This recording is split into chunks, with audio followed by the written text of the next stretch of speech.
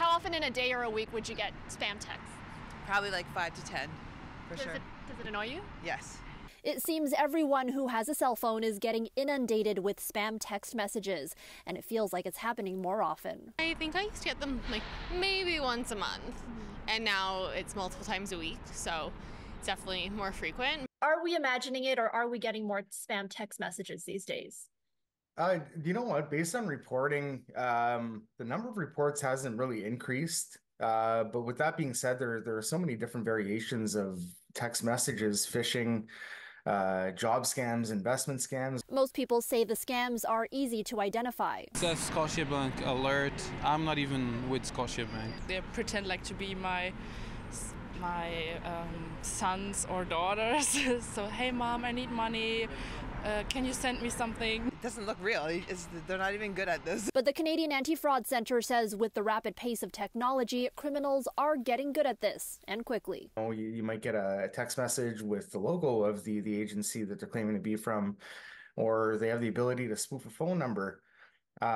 Even the URLs or the links are looking a little more legitimate than they have in the past as well. Then there's artificial intelligence. It's not like it was, a few years ago where you can really identify that you're communicating with a bot. Now it's way more realistic, and a lot of it has to do with AI. The CAFC says in the first 3 months of 2024 alone, there were more than $10 million in reported losses where the first contact was text message. In 2023, the total reported losses were $24.5 million, up from the previous year.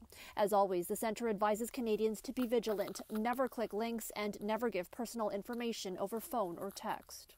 On the flip side, technology is also being used to combat the problem. Today alone, while working on this story, I received 2 spam calls and 2 spam text messages. Luckily, I was notified right away.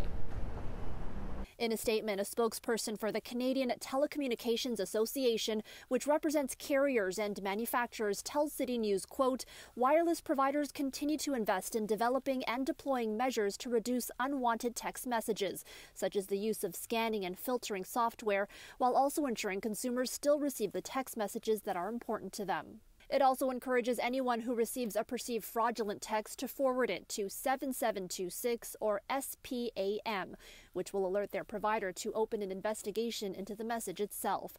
For now, it's a battle of technology, but one of the best ways to arm yourself is to be informed. For more ways to protect yourself, you can head to the CAFC website. For City News, I'm Erica Natividad.